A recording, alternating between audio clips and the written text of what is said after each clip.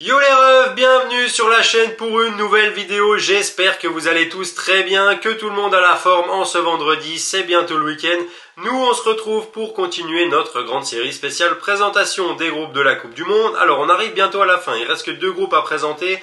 Aujourd'hui on va parler du groupe G, groupe qui contient un des prétendants à la victoire finale, le Brésil. Avant qu'on rentre dans le vif du sujet, quelques petites choses. Premièrement, je tenais à m'excuser parce que cette vidéo était censée sortir hier. Malheureusement, j'ai eu un petit contretemps dans l'après-midi, donc j'ai pas pu vous faire la vidéo. C'est pour ça qu'elle sort seulement aujourd'hui. Pour le reste du programme, du coup, ça bouge pas. Demain, je vous sortirai la vidéo où on présentera le dernier groupe, le groupe du Portugal et de l'Uruguay. Groupe très relevé aussi, hein. Il y aura des choses intéressantes à dire. Et enfin, dimanche, aux alentours de 13h30, 14h, un petit peu avant le coup d'envoi du match d'ouverture Qatar-Équateur, je vous sortirai une grande vidéo récap où je vous redonnerai mes pronos pour cette phase de groupe, mes pronos pour la phase finale. On fera tout ça en live ensemble, on ira jusqu'à la finale, je vous donnerai tous mes avis. Donc voilà, deux, trois autres petites choses assez cool aussi dans la vidéo, donc restez connectés, ça arrive dimanche en début d'après-midi. Deuxième chose, je tenais à vous remercier pour le soutien sur la précédente vidéo qui a vraiment bien marché. Moi, ça me fait très plaisir de pouvoir lire vos avis dans les commentaires, de pouvoir vous répondre et de pouvoir échanger avec vous. Donc surtout, n'hésitez pas à continuer à donner tous vos avis dans les commentaires. Ça me fait très plaisir de lire tout ça. Et enfin, comme d'habitude, si vous appréciez les vidéos et le travail, n'hésitez pas à mettre un petit pouce bleu, à vous abonner pour le soutien, c'est très important, et à partager les vidéos. Maintenant que j'ai dit tout ça, on va pouvoir passer à la présentation d'un des grands favoris, si ce n'est le plus grand favori de ce mondial 2022. Je parle bien entendu du Brésil. Alors le Brésil, le Brésil arrive dans une forme assez incroyable, hein. Je veux dire, ils ont dominé de la tête et des épaules leur phase de qualification, leur groupe de qualif Sud, pardon. Ils ont terminé premier invaincu avec 14 victoires et 3 nuls en 17 rencontres, une différence de but de plus 35 ou plus 36, je crois. Enfin voilà, ils se sont baladés. Ils arrivent avec aussi, point très très important, aucune blessure majeure. Alors petite parenthèse avant on décortique un peu la liste brésilienne. Je peux pas malheureusement mettre à jour les vidéos que j'ai déjà sorties en permanence, mais il y a pas mal de joueurs qui se blessent en dernière minute. Christopher Nkunku a dû déclarer forfait pour la France, Joaquín Correa pour l'Argentine. Ce matin, il y a un joueur espagnol, je crois que c'est Rossegaya, qui pareil a déclaré forfait parce qu'il s'est blessé à l'entraînement. Donc voilà, il y a pas mal de blessures et tout de dernière minute. Malheureusement, je peux pas update toutes les vidéos chaque jour. Mais c'est juste, voilà. C'est juste pour ça que je ne peux pas parler de toutes les blessures de dernière minute. Maintenant, on peut revenir au Brésil, justement. Eux, des blessures de dernière minute, ils en ont pas. Des blessures majeures, ils en ont pas. Et ils arrivent avec une équipe relativement incroyable. Sincèrement, quand on regarde la liste brésilienne, il faut vraiment se mouiller la nuque parce qu'il y a une concentration de talent à tous les niveaux. C'est assez affolant. Déjà, dans les buts, ils ont deux des meilleurs gardiens du monde, hein, que ce soit Alisson et Ederson. Alors, personnellement, je mettrais Alisson titulaire parce qu'il fait un début de saison, pour moi, d'un point de vue individuel avec Liverpool, relativement incroyable. Même si Liverpool a du mal collectivement, ils sont bien plus bas que ce qu'on les attendait. Je pense que ça serait encore pire si Alisson n'avait pas le niveau qu'il a actuellement. Donc voilà, moi je le mettrais titulaire pour cette Coupe du Monde. Maintenant, on va parler tout de suite du seul petit bémol que je vois dans cette équipe brésilienne. Pour moi, c'est les latéraux. Alors, la charnière centrale, je pense qu'on part sur une charnière centrale titulaire Marquinhos, Thiago Silva, donc aucun problème là-dessus, hein. Ils ont joué des années ensemble à Paris, ils se connaissent très très bien. Leurs deux remplaçants, c'est Bremer et Militao, c'est très sérieux et très costaud aussi. Maintenant, les latéraux, par contre, là pour moi, c'est là où il y a petit bémol, j'aime pas du tout. Que ce soit Alex Telles ou Alexandro à gauche, ou alors Danilo et Dani Alves à droite. Pour moi, comparé au reste de l'effectif, ça manque cruellement de talent. C'est vraiment pas au niveau du reste de l'effectif. Donc c'est pour moi le seul petit point noir de cet effectif brésilien. Je pense que c'est là où il risque d'être parfois en difficulté. Après, une fois qu'on passe au milieu et à l'attaque, on oublie tout ça parce qu'au milieu, que ce soit Casemiro, Fabinho, Paqueta, Neymar. Bon, alors je compte Neymar dans les milieux parce que je pense qu'il va jouer numéro 10 sur cette sélection brésilienne, mais ils sont tous dans une très bonne forme. Casemiro, depuis qu'il a intégré le 11 titulaire de Erik ten Hag à United, bizarrement United se remet à gagner et à être plus costaud défensivement. Forcément, quand on fait rentrer un joueur de ce niveau-là qui a tout gagné, ça aide, hein. Donc voilà, Casemiro, il fait un bon début de saison avec United. Fabinho, c'est un joueur que j'adore. Je trouve ce mec beaucoup trop fort. que ce soit d'un point de vue technique, dans la lecture du jeu, enfin dans l'anticipation, je trouve vraiment incroyable ce joueur.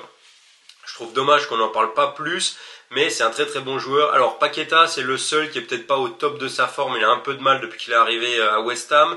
Mais voilà, Neymar, bon, on peut s'étaler sur lui, mais enfin je veux dire, ça va, il est, depuis ce début de saison à Paris, il est vraiment incroyable, il joue à un niveau exceptionnel, je pense que c'est le meilleur niveau qu'il a depuis qu'il est arrivé à Paris. Physiquement, il est au top, mentalement surtout, il est au top et ça se ressent dans son jeu. Dire le mec, ça se voit qu'il prend plaisir à jouer, il fait les efforts défensifs, plus d'ailleurs que Messi et Mbappé. Neymar, je trouve qu'on ne parle pas assez de tous les efforts défensifs que fait Neymar, honnêtement. En plus du fait qu'il soit décisif à tous les matchs, donc voilà, il arrive dans une forme vraiment incroyable. Ça m'étonnerait pas sincèrement qu'il puisse finir meilleur buteur et meilleur passeur du tournoi tellement il est en forme. Donc voilà, je demande vraiment à voir, mais ça sera clairement le fer de lance de cette équipe brésilienne. Et puis en attaque, là, sincèrement, je me redresse pour en parler parce que c'est vraiment affolant le talent qu'il y a. Que ce soit Gabriel Martinelli, Rodrigo, Vinicius, Gabriel Jesus, Anthony, enfin vraiment... C'est relativement indécent. Je pense que le Brésil, il pourrait faire 2 attaques. Les 2 attaques pourraient être titulaires dans n'importe quelle nation qui participe à cette compétition, hormis la France et l'Argentine. Pour dire à quel point ils ont vraiment une concentration de talent vraiment incroyable. Sincèrement, c'est assez affolant. Donc voilà, le Brésil, grand favori de cette Coupe du Monde. D'après tous les bookmakers, je pense que moi je les vois vraiment bien aller jusqu'en finale. De toute façon je vous dirai un dimanche dans la vidéo récap, je vous dirai ça, mais je vois le Brésil aller au moins en finale. Pour moi c'est trop fort, il y a du talent à tous les niveaux, ils ont vraiment de quoi la gagner, sincèrement. Donc voilà, maintenant qu'on a parlé du Brésil, on va parler de la deuxième équipe qui compose ce groupe G, il s'agit de la Suisse. Alors la Suisse, c'est pareil, ça arrive en confiance, ça arrive avec des certitudes. Ils ont fini premier d'un groupe où on les attendait pas forcément premiers, parce qu'il y avait quand même l'Italie dans leur groupe de qualif, avec, on s'en rappelle, une double confrontation incroyable avec Yann Sommer, le gardien suisse, qui arrête un penalty de Jorginho à la 93e, je sais plus si c'est au match aller ou au match retour, mais voilà, tout ça pour conserver une victoire 1-0 ou 2-1 de la Suisse. Résultat qui fait qu'ils sont 2 points d'avance au classement devant l'Italie. Je vous remets le classement juste ici d'ailleurs si vous ne l'avez pas vu. Donc voilà, la Suisse a fait une très bonne phase de qualification. Ils ont fini invaincus d'ailleurs, je crois 5 matchs et 3 nuls en 8... Non, 5 victoires et 3 nuls en 8 matchs, pardon. Donc voilà, d'un point de vue effectif, personnellement, je comparerais un peu ça à une équipe comme la Croatie. Pourquoi ? Parce qu'il y a des cadres qui sont là depuis très longtemps, qui ont joué très longtemps ensemble, qui se connaissent très bien.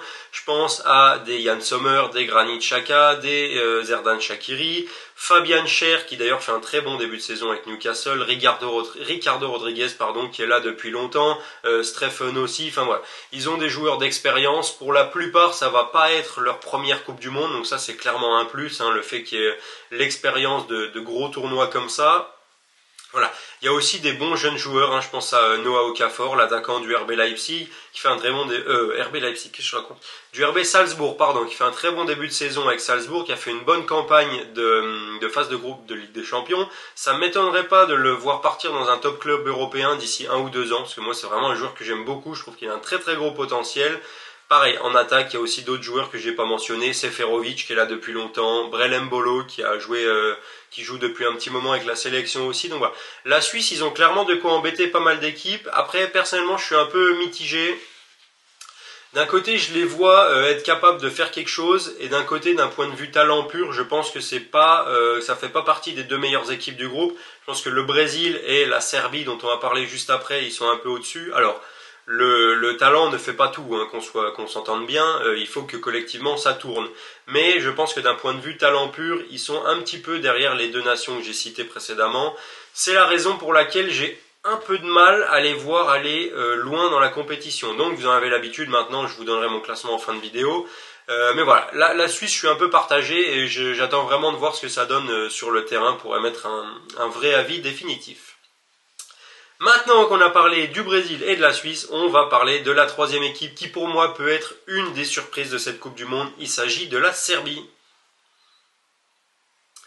Alors, la Serbie, pareil, ça a fini premier d'un groupe de qualifs où on ne les attendait pas forcément premiers parce qu'il y avait le Portugal avec eux, avec, encore une fois, on s'en rappelle, un match qui a fait pas mal polémique, hein. Je crois que c'est le match aller d'ailleurs, où Cristiano Ronaldo met un but, le ballon a passé la ligne, genre de ça, et tout le monde le voit dans le stade, sauf l'arbitre, but qui n'est pas accordé du coup, Ronaldo qui part du terrain avant la fin du match en jetant son brassard, enfin vraiment c'était un scandale, et d'ailleurs je pense que si le Portugal s'était pas qualifié en barrage, ça aurait vraiment fait parler, parce que c'était le soir-là, c'était vraiment un sacré scandale, pour être tout à fait honnête. Mais voilà, le fait est que la Suisse a fini premier de son groupe de qualifs avec 6 victoires et 2 matchs nuls en 8 rencontres. Ils sont finis premiers du coup avec 20 points devant le Portugal, c'est quand même pas rien, c'est un bel exploit. Moi, c'est vraiment une équipe d'un point de vue effectif que j'aime beaucoup, je trouve qu'il y a vraiment du talent. Alors, en défense, peut-être pas, ils n'ont pas forcément la meilleure défense de la compétition, mais au milieu et en attaque, sincèrement, il y a des très bons joueurs, hein. Sergej Milinkovic-Savic, le milieu de la Lazio, qui pour moi est un des milieux de terrain les plus sous-cotés d'Europe, il est vraiment exceptionnel. Dusan Tadic, pareil, le milieu de l'Ajax, capitaine de cette sélection serbe, qui est un très bon joueur. Et puis devant, il y a du Mitrovic, il y a du Vlahovic, il y a Luka Jovic qui fait un bon début de saison, avec la Viola aussi. Alors pareil, hein, Mitrovic, je ne vais pas trop m'attarder dessus, mais il fait vraiment un super début de saison avec West Ham. Pour moi, c'est le meilleur attaquant de cette sélection serbe. C'est un des meilleurs numéro 9 de la première ligue aussi, si je dois être tout à fait honnête. Et je pense qu'il peut vraiment briller dans ce collectif serbe. Je pense qu'il peut les porter assez loin. Et comme je l'ai dit, pour moi, ça peut être une des surprises. Sincèrement, je vois bien la Serbie faire quelque chose, pour être tout à fait honnête. Maintenant, on va parler de la dernière équipe qui compose ce groupe G. Il s'agit du Cameroun. Alors, le Cameroun de Samuel Eto'o qui a fini premier d'un groupe de qualifs, c'était pas le plus simple, hein, parce qu'avec eux on retrouvait la Côte d'Ivoire. D'ailleurs, moi personnellement, je m'attendais plus à voir la Côte d'Ivoire finir premier, mais c'est le Cameroun qui a fini premier de son groupe, et puis on s'en souvient, hein, une double confrontation qui a quand même beaucoup fait parler aussi, la double rencontre face à l'Algérie, où le Cameroun a perdu 1-0 à domicile au match aller, mais s'est imposé 2-1 au match retour en Algérie, avec des décisions arbitrales un peu douteuses, hein. Alors je vais pas revenir en long en large, je vais pas refaire une analyse de ce match-là, mais voilà, c'était quand même d'un point de vue arbitrage, on n'était pas sur une transparence absolument totale, si je peux être tout à fait honnête. Le fait est que le Cameroun de Samuel Eto'o a fini qualifié pour cette Coupe du Monde 2022. Alors, contrairement à Samuel Eto'o, je vois pas le Cameroun gagner cette Coupe du Monde, hein. Mais ils ont quand même des arguments à faire valoir. Sincèrement, d'un point de vue effectif, c'est pas dégueu du tout. Alors ça, pour moi, ça risque de manquer un petit peu de talent au milieu, parce que autour de Zambo Anguissa, qui fait un début de saison incroyable avec Naples, pour moi, ça manque un peu de monde, sincèrement. En attaque, ils ont vraiment des très bons joueurs, hein, que ce soit Choupo-Moting, qui est sur une forme assez indécente avec le Bayern depuis un mois et demi là. Je crois qu'il a 8 buts sur les 6 derniers matchs. Enfin, non. Il est dans une très bonne forme. Ils ont des habitués de la sélection, hein, que ce soit Karl Toko Ekambi, l'attaquant lyonnais, Brian Mbeumo, hein, aussi, qui va participer à cette Coupe du Monde, l'attaquant de Brentford, qui est un joueur que j'aime beaucoup. Donc voilà, ils ont du monde, ils ont un effectif qui a de quoi embêter plusieurs équipes. Après, est-ce que ça va suffire pour sortir de ce groupe-là, qui est quand même un groupe très relevé, hein. Sincèrement, c'est un des groupes où j'ai eu le plus de mal à faire mon classement, un peu comme dans la vidéo précédente où j'avais mis la Belgique en 1 et derrière j'avais pas mal hésité, pas mal changé d'avis. Là c'est pareil, le Brésil est favori, mais derrière j'ai eu du mal, j'ai beaucoup changé d'avis aussi, encore une fois juste avant cette vidéo, mais voilà. Le Cameroun aura une petite carte à jouer quand même, parce que c'est pas une équipe horrible, hein, mais je pense là clairement que ça va, sincèrement je pense que ça va manquer. Il va en manquer pour sortir du groupe et pour aller plus loin dans cette compétition. Ils sont pour moi quand même en dessous des 3 autres équipes, et voilà, j'ai du mal à les voir faire quelque chose. Pardon. Tant qu'on est dessus, hein, sans transition, on va passer à mon classement. Alors, sans trop de surprise, logiquement, par rapport à tout ce que j'ai dit avant, le Brésil, ça va finir premier. Je vois pas un monde où le Brésil finit pas premier de ce groupe, sincèrement. En termes de talent, c'est largement au-dessus des 3 autres équipes. Collectivement, même, je pense que c'est meilleur. Enfin, si le Brésil finit pas premier de ce groupe, ce sera vraiment... ça serait un scandale. Sincèrement, ça serait un scandale parce que c'est clairement pour moi la meilleure équipe de ce groupe-là. Donc je vois le Brésil finir premier. Je vois la Serbie finir deuxième. Alors j'ai pas envie de dire que c'est une surprise, même s'il y en a beaucoup qui voient la Suisse terminer deuxième. Moi je pense que la Serbie ça sort de ce groupe-là. Je pense que ils ont vraiment des arguments physiquement, même techniquement, collectivement. Je pense que c'est vraiment bon. Je pense que c'est un cran au-dessus de la Suisse et que c'est ça qui va faire la différence. J'aime beaucoup l'attaque serbe, sincèrement, que ce soit Mitrovic ou Vlahovic, c'est voilà, pour moi, il y a vraiment beaucoup de talent dans cette attaque. Au milieu, pareil, Milinkovic-Savic, c'est un joueur qui est assez incroyable. Donc voilà, je pense que ça va suffire et que la Serbie va finir deuxième de ce groupe et se qualifier pour les huitièmes.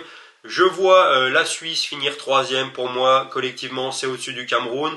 En termes d'individualité, je pense que c'est aussi au-dessus du Cameroun. La Suisse, il reste quand même sur un Euro 2021 réussi, où ils ont éliminé la France après un match assez incroyable au tir au but. Donc voilà, la Suisse, il y a des certitudes, c'est des joueurs qui se connaissent. Si la Suisse finit deuxième devant la Serbie, ça serait pas du tout un scandale et ça ne me choquerait pas. Maintenant, je pense quand même que la Serbie finira deuxième et que la Suisse finira troisième. Et enfin, quatrième et bon dernier de ce groupe G, je vais mettre le Cameroun. Désolé Samuel Eto'o, si tu vois cette vidéo, mon ref. Je pense pas que ton équipe ira en finale, pour être tout à fait honnête, mais voilà. Je pense que le Cameroun c'est un cran en dessous des autres équipes. J'ai du mal à les voir rivaliser avec le Brésil et la Serbie. S'ils arrivent à accrocher un résultat et à battre la Suisse, tout est possible, mais sincèrement je vois pas ça arriver. Donc voilà. Le Brésil en 1, la Serbie en 2, la Suisse en 3 et le Cameroun 4e, c'est le classement que je vois pour ce groupe G. On en a terminé avec l'avant-dernier groupe de cette Coupe du Monde. Je vous donne rendez-vous demain pour la présentation du groupe du Portugal et de l'Uruguay. Il y aura pas mal de choses intéressantes à dire. En attendant qu'on se retrouve demain, je vous souhaite un bon visionnage. Comme d'habitude, laissez un petit pouce bleu si vous avez kiffé. Abonnez-vous, c'est très important. Et je vous dis à demain les refs. Bonne soirée, portez-vous bien.